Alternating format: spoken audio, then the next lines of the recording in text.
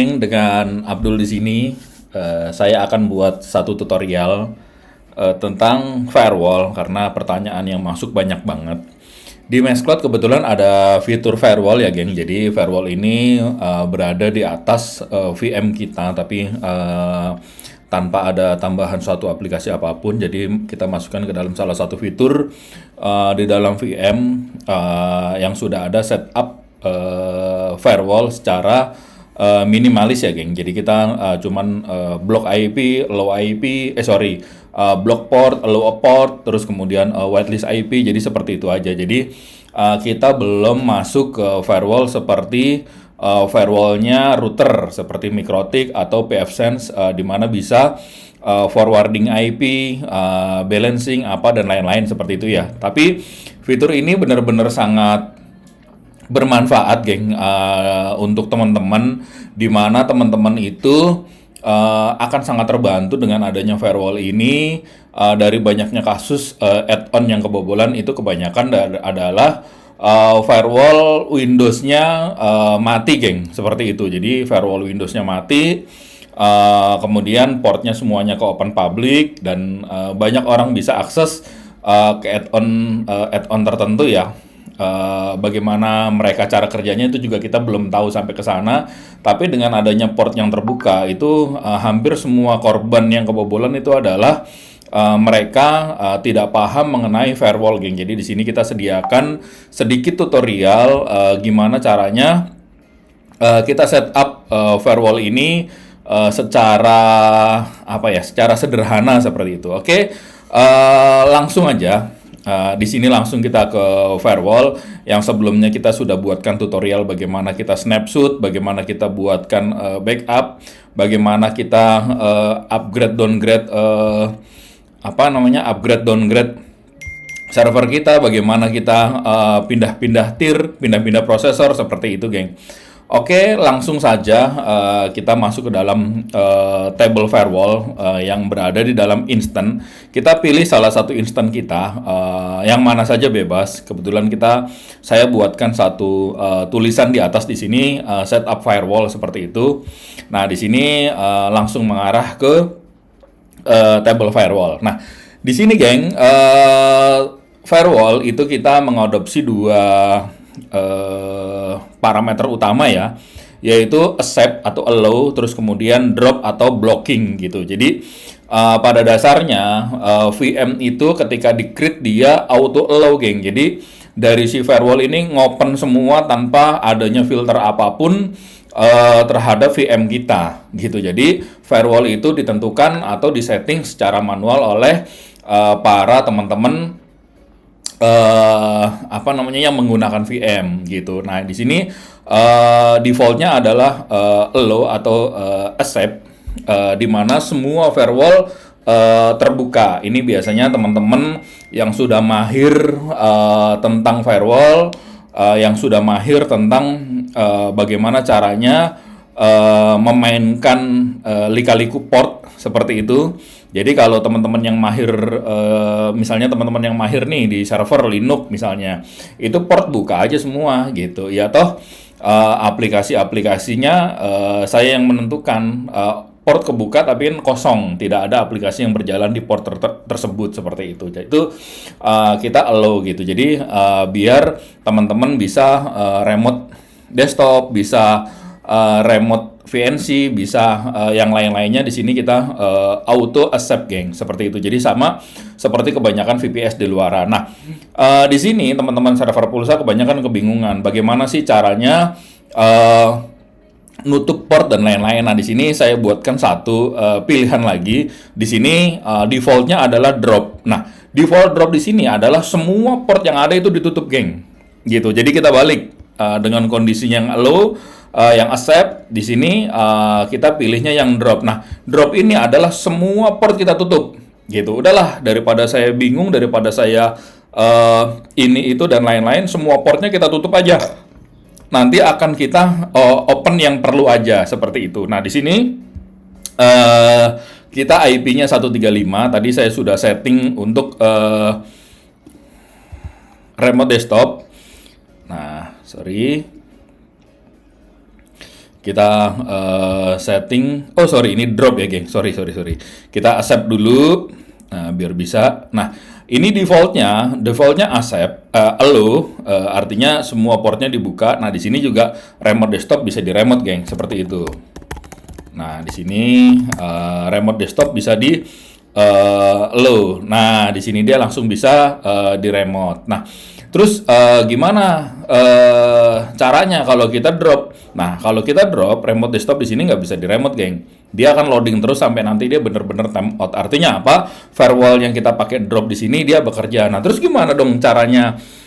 Kalau kita drop semua, aplikasi kita nggak bisa jalan, server kita nggak bisa jalan, nggak bisa di remote dan lain-lain. Nah, tenang, geng. Jadi kita itu harus tahu apa yang memang bener-bener port itu kita pakai gitu. Jadi kita tinggal buat misalnya port RDP 3389. Nah, di sini actionnya accept atau allow. Nah, di sini kita namakan port remote RDP seperti itu. Nah, di sini sudah allow ya, geng. Nah, artinya di sini port untuk 3389-nya dia terbuka. Nah, semua port ditutup, yang dibuka hanya satu nih, geng, 3389 seperti itu. Nah, di sini kita buat lagi misalnya port VNC. Port VNC itu saya kalau bikin VNC itu tinggal ngikutin jam aja, geng, jangan pusing-pusing karena port defaultnya adalah 5900. Nah, saya tidak pakai 5900, biasanya saya rubah dulu portnya sesuai dengan keinginan kita. Nah, berapa nih port yang enak? Nah, sebenarnya tidak ada acuan khusus. Kalau saya sih ngelihatnya dari jam aja. Di sini jam 19.37 ya. Saya tinggal tuliskan aja jam 19 lewat 37. Seperti itu, geng. Jadi mudah banget di sini port remote VNC. Ini misal ya, geng. Oh, dia nggak bisa. Ini nyangkut nih kayaknya nih. Coba kita coba dulu. Tadi jam 19 lewat 37 port remote VNC. Jos. Oke, dia sudah bisa nge-create. Ini front end-nya nyangkut nih. Nanti dibetulin ya, geng. Nah, di sini 1937 ini adalah port yang ke-enable juga gitu. Jadi di sini coba kita remote. Nah, di sini kita remote. Sebentar. Just. Nah, dalam status drop, RDP ini tetap bisa kita remote, geng, walaupun dia dalam keadaan status drop. Nah, teman-teman kalau misalnya nih RDP jangan boleh ada yang remote ya. Di sini kita tinggal drop aja. Gitu. Jadi di sini kita tinggal drop, kita tinggal oke. Nah, di sini statusnya drop, RDP sudah nggak bisa dipakai nge-remote. Jadi bener-bener kontrol atau kendalinya itu ada di kita, geng. Jadi kita mau nih RDP kita matiin aja ya, tinggal kita matiin. Bolehnya dari VNC aja, VNC nggak boleh ada yang remote. Bolehnya nanti melalui VPN aja. Nah, itu nanti teman-teman bikin VPN dulu, terus dari router di sini nggak boleh nih di remote ya, tinggal di drop aja seperti itu. Nah, kalau sudah di drop seperti ini biasanya dia akan time out lagi, geng. Nah, ini dia akan time out nih terus sampai nanti dia time out seperti itu. Oke, kita lanjut. Misalnya kita ke port H2H misalnya 6969 port H2H kita oke. Nah, di sini nyangkut nih, geng. Firewall lagi. Ini front end kita masih nyangkut ya, geng. Jadi ada codingan yang masih nyangkut, nanti kita benerin. Kita lanjut aja. Di sini misalnya port 6969, di sini port H2H seperti itu, geng. Nah, di sini ini mudah banget, geng. Tinggal bikin gitu. Nah, kalau beberapa server boleh juga dia pakai portnya bebas lagi, misalnya port 8080. Nah, port 8080 ini misalnya port web report. Nah, seperti itu kita tinggal Nih harus dibenerin ya, geng. Nggak apa-apa ya, geng ya. Nah, di sini kita port 8080, di sini port web report seperti itu. Nanti kita tinggal low. Nah, di sini dia akan nambah terus. Nah, ini adalah cara agar kita tidak lupa, geng. Jadi teman-teman open port untuk add-on itu ya. Jadi add-on itu terutama add-on yang transfer uang, add-on DigiPos atau add-on yang lain-lainnya itu portnya harus benar-benar tertutup, baik dari Windows-nya ataupun dari firewall VPS-nya gitu, geng. Nah, di situ agar tidak terekspos ke publik seperti itu. Nah, di sini ada juga untuk teman-teman yang memang sudah expert main di host to host misalnya. Saya host to host harus whitelist IP seperti itu. Nah, kita contohkan jadi saya kayak Metro Reload sendiri untuk host to host itu harus whitelist IP, geng. Jadi memang IP kita nggak bisa di ping, terus IP kita nggak bisa untuk ditembak oleh sembarang orang, harus kita daftarin dulu kayak gitu-gitu, geng. Jadi di sini teman-teman buat listnya mudah sekali. Teman-teman tinggal buat listnya, tinggal create, terus kemudian list mitra. Nah, gimana enaknya ya? List mitra. Whitelist. Nah, di sini boleh list mitra H2H seperti itu ya. Nah, di sini sudah ada. Di sini kita sudah buatkan whitelist. Ini IP setnya ya. Artinya dia whitelist kita di sini masih kosong. Di sini kita tinggal buatkan IP-nya misalnya 103 255 103 139 244 1 misalnya. Nah, di sini Agus Reload. Nah, di sini kita listkan satu-satu, geng. Terus saja ada lagi mitra siapa lagi? 103 139 244.2 Budi Reload. Nah, di sini mitra-mitra kita whitelist dulu IP-nya. Terus kita whitelist, terus misalnya ada lagi 103. Ini IP-nya bebas ya, geng, sesuai dengan IP-nya mitra 139. Saya mau nyoba-nyoba itu kok IP-nya orang itu, jadi saya pakai IP kita sendiri gitu, geng. Jadi 244.3 di sini misalnya 1234 pulsa seperti itu. Nah, terus saja kita whitelist terus di sini, geng.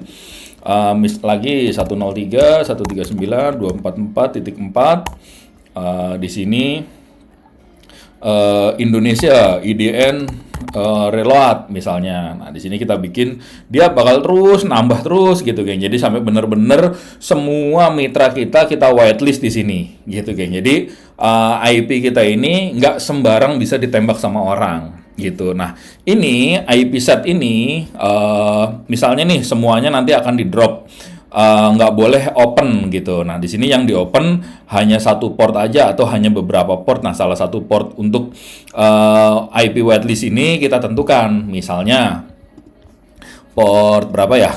Misalnya port 9000 gitu, geng. Nah, di sini kita bikin create, terus di sini ada IP set. Nah, di sini kita masukkan ini whitelistnya, geng. Jadi nanti whitelist juga bisa ada beberapa. Jadi whitelist internal, whitelist eksternal, whitelist 1, whitelist 2 itu bebas namanya. Nah, karena kita baru bikin 1, di sini namanya kita buat whitelist ya. 1 inilah kita pilih. Nanti kalau sudah banyak ya nanti di sini akan keluar banyak gitu, geng, untuk IP list kita gitu. Nah, terus kemudian portnya berapa? Misalnya port 9000 kita accept, terus kemudian di sini port H2H whitelist seperti itu. Nah, terus kemudian kita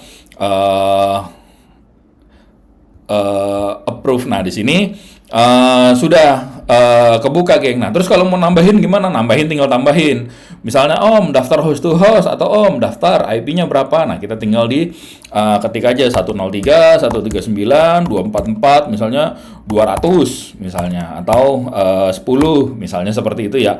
Nah, terus di sini misalnya IP-nya supplier H2H Metro misalnya, ini IP-nya Metro nih. Ya udah kita tinggal allow. Supplier juga ditulis ya, geng, di sini supplier ini tujuannya untuk apa? Karena si supplier itu dia nembak callback ke server kita. Nah, 9.000 ini sebagai IP center dan IP callback juga dia bisa tergantung konfigurasi dari server itu masing-masing. Seperti itu, geng. Jadi di sini servernya kita drop, terus IP yang ke public adalah IP ini aja. Jadi ini adalah salah satu konfigurasi standar untuk firewall. Di sini tidak kompleks ya, geng. Kita tidak bisa misalnya ngebanet orang yang scanning IP kita.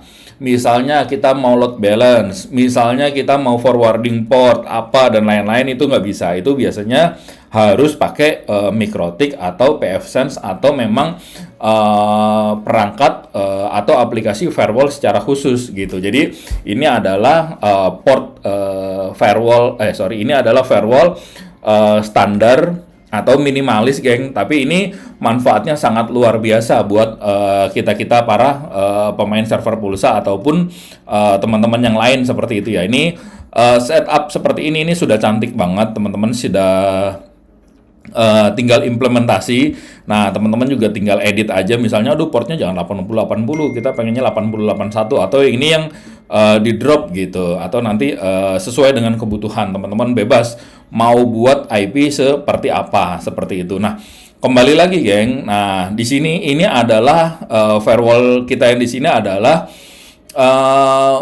bertugas sebagai atau dia ini adalah firewall kita ini adalah sebagai pagar rumah, geng. Nah, pintu rumah kita adalah firewall di aplikasi kita atau firewall di Windows kita. Jadi di Windows juga harus sudah dibuka satu persatu, atau teman-teman yang suka kebablasan biasanya lupa sudah terlebih dahulu diamankan melalui firewall dari VPS ini gitu. Oke, geng, gitu aja dari saya. Salam gaspol.